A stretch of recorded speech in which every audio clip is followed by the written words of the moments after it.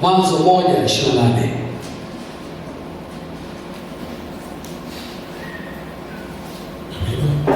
Tasoma. Nasema Mungu akawabarikia. Mungu akawaambia, zaeni mkaongezeke, mkaijaze nchi na kuitiisha, mkawale samaki wa baharini, mkatawale samaki wa baharini na ndege wa angani na kila kiumbe chenye uhai kiendacho juu ya nchi. Amen. Haleluya. Amen. Bwana Yesu, tunakushukuru kwa ajili ya neno lako la uzima. Ninakusihi Bwana wa majeshi, ulibariki likawe baraka kwa kila atakayesikia. Neema yako iwe kwetu Bwana, msaada wako usipungue juu yetu, katika jina la Yesu. Amen. Ni baraka ambazo Mungu anazitangaza kwa watu wake. Bwana Yesu asifiwe. Mungu ameshaumba mwanaume, ameshaumba mwanamke, na tayari anawaona wameanza kuishi. Tayari anawaona wanashughulika, wanaenda shambani, wanaenda kwenye uvuvi, wanaenda kwenye majukumu yao. Ameshawaumba tayari, anaona wanawasiliana kati ya hawa wawili, mke na mume. Amen. Sasa unajua, naweza kusema mimi kwa tafsiri yangu ya kwamba uumbaji ule ulikuwa bado haujakamilika kabla ya mstari wa 28 sura ya kwanza. Bwana Yesu sana. Mstari wa 28, Mungu ni kama akawaambia wanadamu wale wawili, sema jioni nikamilishe uumbaji, nimalize sehemu iliyokuwa imebaki. Amen. Akawaita, akawabariki. Sema akawabariki. Akawabariki, akawaambia, zaeni mkaongezeke, mwende mkatawale, mkaijaze nchi. Kila ambacho nimekiweka kwenye ulimwengu kikawe chini yenu, ninyi mkawe na mamlaka juu ya nchi. Amen. Halafu akawaacha wakaanza maisha yao baada ya zile baraka. Kwa nini Mungu anawabariki? Hilo neno baraka lina umuhimu gani? Je, nini kinachoweza kutokea kwenye baraka ya Mungu juu ya maisha yako? Nini kinaweza kutokea ikikosekana hiyo baraka kwenye maisha yetu? Kama Mungu ameshaumba tayari na ameshaweka uwezo hawa watu kuzaliana, ameshaweka uwezo wa hawa watu kutawala, nini kinaongezeka kwenye tamko la Mungu? Kwa sababu ninachozungumza sasa, uyaone maisha yako pia, au maisha ya mwanadamu yeyote ambaye kwamba anaokoka au hajaokoka, si ndio? Bado anaweza kuzaa, kwa maana ya kuijaza nchi. Nataka nikueleze juu ya hicho kinachoitwa kuzaa. Sio tu sehemu ya tangazo la Mwanzo 1:28. Uwezo wa kuzaa ulishakuwepo tayari tangu mwanadamu ameumbwa, na ndio sababu sasa hivi hata wapagani wanazaa, wasiookoka wanazaa, hata wapagani wanatawala, wanamiliki.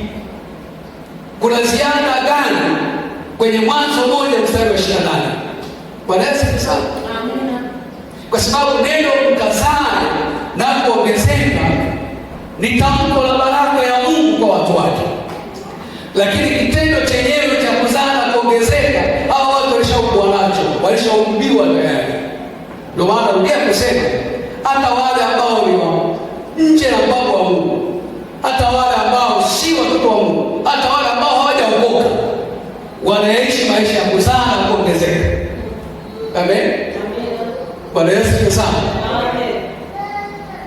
Lakini Mungu alitaka kusema nini juu ya baraka ya mstari wa 28? Mbona mimi ninaona ni jambo kubwa sana?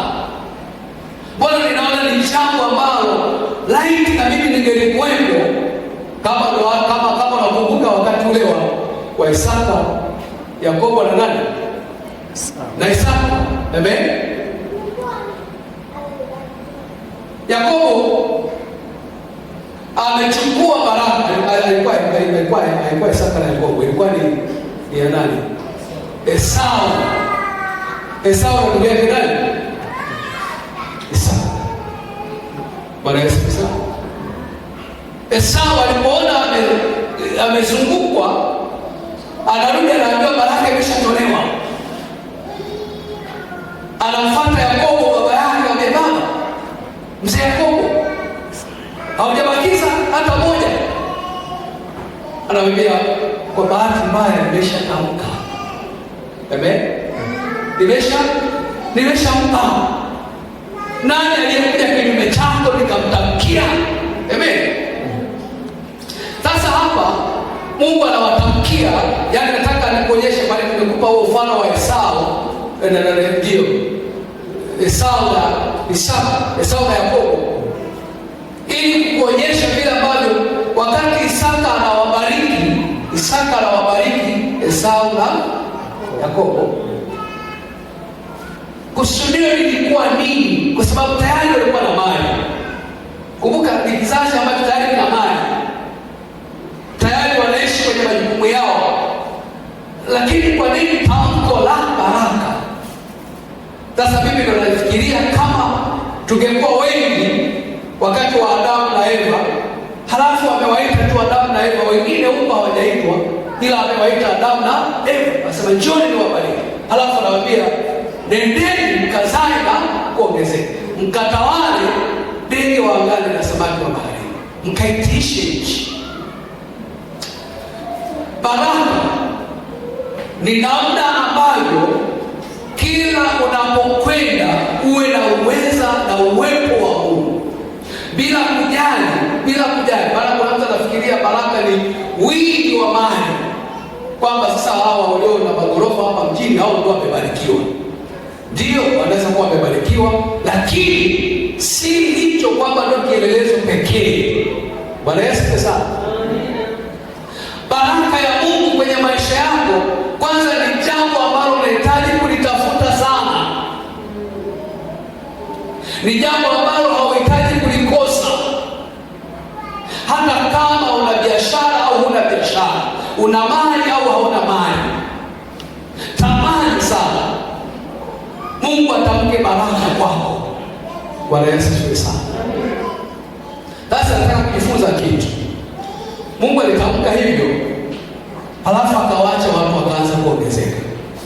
Watu walipokuwa wameshakuwa wengi, Mungu lile jukumu la kuwabariki watu akaliacha mikononi mwa watu wengine. Haleluya. Kitabu cha Hesabu sura ya 6. Natumia neno Hesabu 6.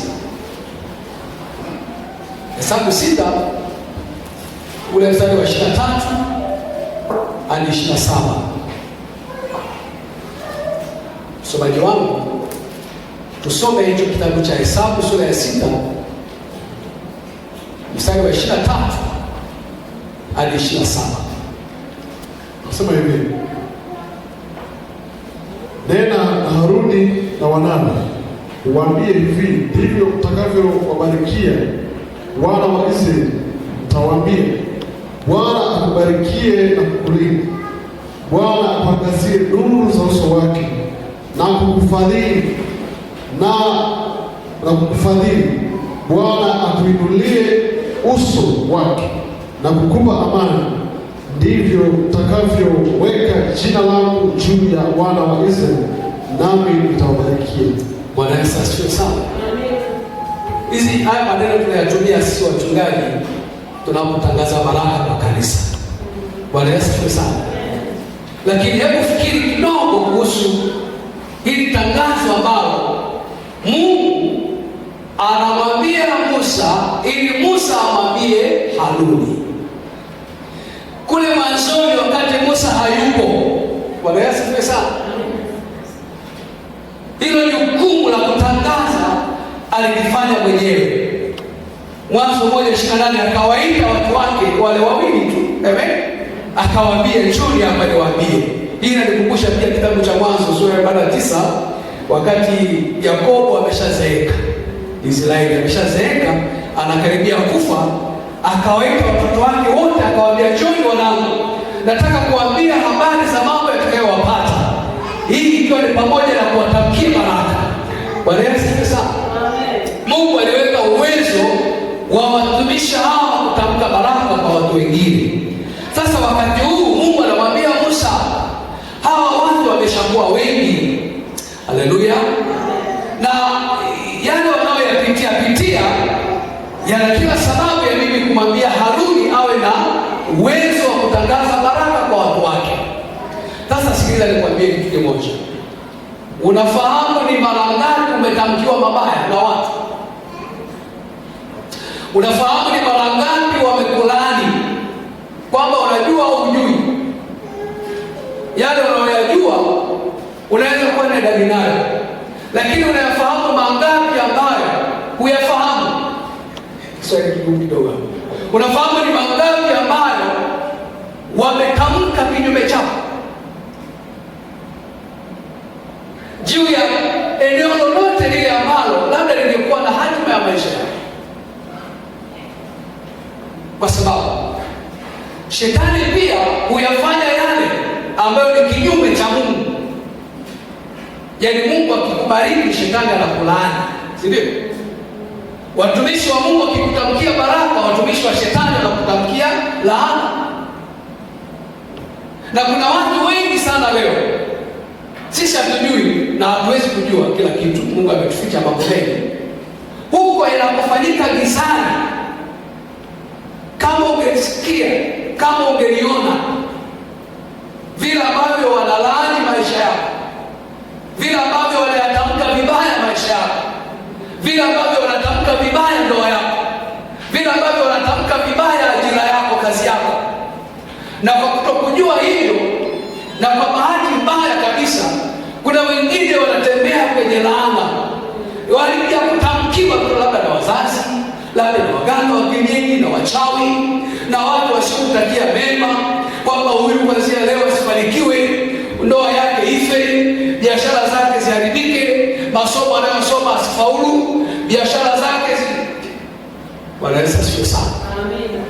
Sasa Mungu akiwa anayajua, kwa sababu Mungu ni roho, hakuna ambacho kinafichwa machoni pake. Hakuna ambacho Mungu asitoona au kujua. Na hata wakati mwingine kabla hayajatendeka Mungu ameshajua. Na kwa sababu anaona matamko mabaya juu ya watu wake, Mungu akasema sasa Musa mwambie Haruni atamke mema. Bwana Yesu asifiwe sana. Atamke baraka. Wakati yale mabaya yanapotamkwa juu ya watu wangu, Musa mwambie Haruni awe anatamka mazuri juu ya watu wangu. Bwana Yesu asifiwe sana.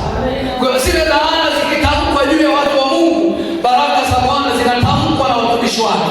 Zinaenda zinafurika yale mabaya. Yale maovu yaliyotamkwa yanakosa nguvu. Yale mabaya yanakosa uwezo wa kupenetrate kwenye maisha ya watu. Bwana Yesu asifiwe sana.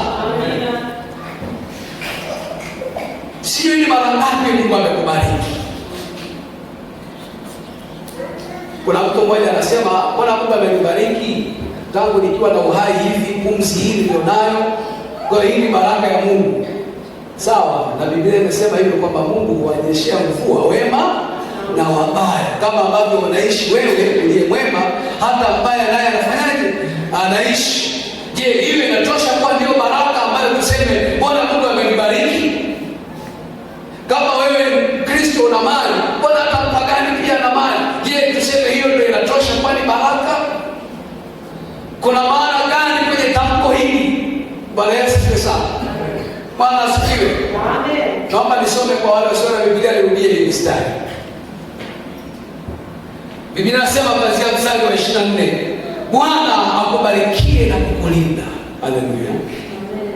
Bwana akuangazie nuru za uso wake na kukufadhili. Bwana akuinulie uso wake na kukupa amani. Haya maneno yaani usiyaimbe.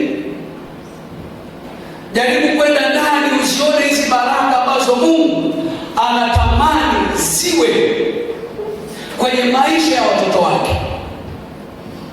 Wakati Mungu aliwaambia hivyo Adamu na Eva kwamba tafadhali njoni hapa niwaambie, nendeni mkaongezeke, mkatawale nchi. Bwana Yesu asifiwe sana. Kumbe Mungu alikuwa anawaambia wale watu ya kwamba uso wangu utakwenda na wewe. Kama anavyosema Bwana akuinulie nuru za uso wake. Ndicho kile ambacho Musa aligoma pale barabarani wakati wa safari, kwamba anaambiwa wewe nenda tu. Musa akasema hapana, uso wako usipokwenda na mimi siondoki. Bwana Yesu asifiwe. Amen. Mimi siendi popote kama hutaenda na mimi, kama hautakuwepo kwenye mission yangu, si ndio? Kama hautashiriki kwenye project hii nilionayo, usiniache nitoke hapa. Bwana Yesu asifiwe sana.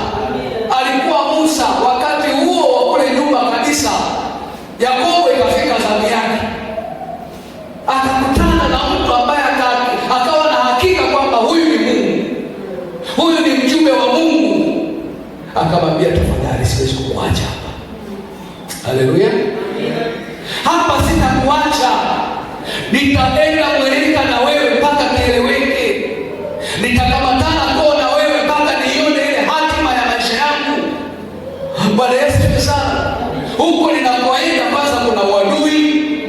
Yakobo anataka kusema tu kama kwa kutafsiri hivi, niligombana na kaka yangu, niliiba baraka yake. Kama angekuwa mwaminifu angesema hivyo.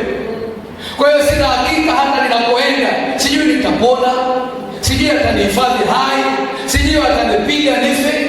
Lakini wana nilivyo na watoto hawa, nina watoto hawa, nina familia hii, na wezaje kwenda huko bila baraka yako, bila uso wako? Bwana Yesu asifiwe sana. Na wezaje kuendelea na maisha yangu haya ya kila siku katika ulimwengu huu ambao wabaya wamekuwa wengi, wanaotulaani usiku na mchana wamekuwa wengi, wanaotutamkia mabaya kwenye familia ni wengi, wanaozilaani afya zetu ni wengi. Yakobo akasema, hii safari pia ninayoenda mimi siwezi kukuacha hapa.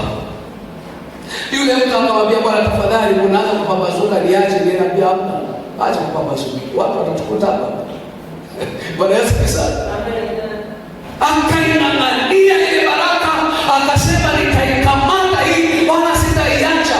Kumbe akawa anajua kila ambacho Musa alifanya, kwamba tafadhali usituache kuendelea na safari ambayo jangwa ni kubwa. Huko mbele kuna wanyama wa porini, huko mbele kuna mataifa makorofi, huko mbele kuna watu wasiotutakia mema, huko mbele kuna namna nyingi za hatari. Unaachaje kuacha kwenda na sisi? Usipoenda na sisi, hii safari hatutaondoka. Bwana Yesu asifiwe sana. Amen. Kwa hiyo Mungu anamwambia Musa, mwambie Haruni, hivi ndivyo tutakavyowabariki watu. Kumbe anaona safari ya maisha ya watu ambayo ni ya dhiki sana. Anayaona maisha ya watu yalivyo na mizengwe, tungeweza kusema hivyo, si ndio? Purukushani nyingi, wanaotamani kutudhulumu ni wengi, wanaotamani tuharibikiwe ni wengi. Shetani ameachilia watumishi wake huko mtaani, wanaingiliza jina lako, linaingilizwa kila siku. Huyu asifanikiwe, huyu asifanikiwe, huyu ndoa yake isiende, huyu familia yake isifanikiwe, huyu masomo yake yasitoboe huko mbele. Sawa, mwachini tu amalize chuo na nini, lakini asipate ajira. Hivi unaweza kusema mwachini afanye biashara lakini asipate. Kwa hiyo hayo yakiwa yanafanyika, wewe mtoto wa Mungu, Bwana Yesu asifiwe sana, Mungu ameacha room, ameacha mlango kwa ajili ya baraka zetu. Kwa hiyo kwa kuwa Mungu alimwambia amwambie Haruni, Musa amwambie Haruni kwamba hivi ndivyo utakavyowabariki watu wangu. Bwana Yesu asifiwe sana. Hicho kitendo kinaendelea mpaka leo. Watu waliotafuta hizo baraka hawakuzikosa. Bwana Yesu asifiwe. Wewe inawezekana hujawahi kutafuta hiyo baraka, na wakati mwingine umekuwa ukiomba wakati una shida. Bwana Yesu asifiwe sana. Unajua waombaji wengi sisi tunaomba wakati wa shida. Ukishikwa ndio unaanza kutafuta namna fulani. Bwana Yesu asifiwe sana. Jaribu kufikiri kuhusu hiyo baraka ya uso wa Bwana kwenda na wewe.